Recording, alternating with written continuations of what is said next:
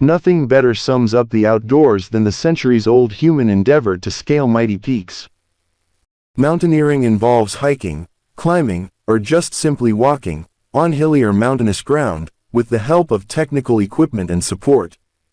In mountaineering, you will come across different types of terrain, mainly snow, glaciers, ice or just naked rocks. The feats of the like of Edmund Hillary and George Mallory, to mention just two legendary mountaineers, have contributed to making this activity a popular one all around the world. One that has also been known to build a person's character. One has to be physically robust, very fit and display a decent level of athleticism and suppleness of body to climb mountains. Training, conditioning and preparation are essential if you are looking to attempt an ascent on a particularly challenging peak. In addition, the mountaineer, often having to withstand extreme climatic conditions, has to display a good degree of mental fortitude to survive and succeed. But in the end, all of this is worth your while. There is no better feeling than being out in the open. In high nature's playground, breathing in the pristine mountain air, as close to the sky as it's humanly possible to be. Mountaineering is as old as the earth, as old as human life. When it became a passion of the outdoorsy and of the adventurous-minded, in the 19th century, many people would climb just for pleasure, for the sheer thrill of conquering peaks near and far. But over time, the sport has split into separate disciplines, each of them calling for varying degrees of skills and preparation. Today, climbers have the comfort of having the most advanced equipment and gear at their disposal. In contrast, men in ancient times had to rely on their feet, their legs, their arms and their hands and their wits to climb mountains. These old climbing techniques are still very much relevant today, but the 21st century mountaineer has the added advantage of depending on high-tech safety.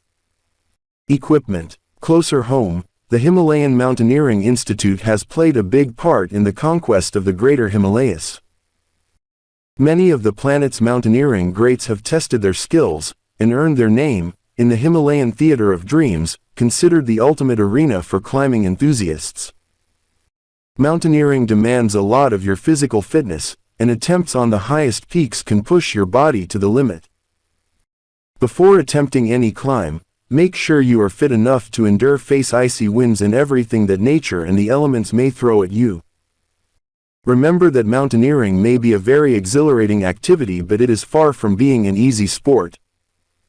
At high altitudes, it is important to give enough time for acclimatization. And make sure you get a clean bill of health from your doctor before embarking on an expedition. One of the greatest advances in modern technology has been the invention of computers. They are widely used in industries and in universities. Now there is hardly any sphere of human life where computers have not been pressed into service of man. We are heading fast towards the day when a computer will be as much part of man's daily life as a telephone or a calculator. Computers are capable of doing extremely complicated work in all branches of learning. They can solve the most complex mathematical problems or put thousands of unrelated facts in order. These machines can be put to varied uses. For instance, they can provide information on the best way to prevent traffic jams. This whole process by which machines can be used to work for us has been called automation. In the future, automation may enable human beings to enjoy more leisure than they do today. The coming of automation is bound to have important social consequences. Some years ago, an expert on automation, Sir Leon Bagrat, pointed out that it was a mistake to believe that these machines could think. There is no possibility that human beings will be controlled by machines. Though computers are capable of learning from their mistakes and improving on their performance, they need detailed instructions from human beings to operate. They can never, as it were, lead independent lives or rule the world by making decisions of their own.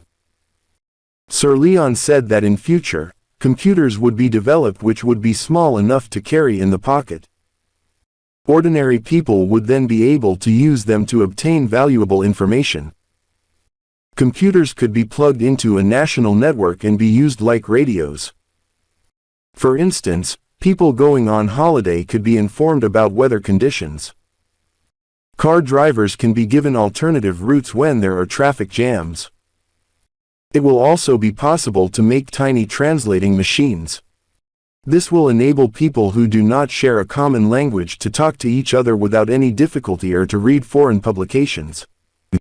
It is impossible to assess the importance of a machine of this sort, for many international misunderstandings are caused simply due to our failure to understand each other. Computers will also be used in ordinary public hospitals. By providing a machine with a patient's systems, a doctor will be able to diagnose the nature of his illness.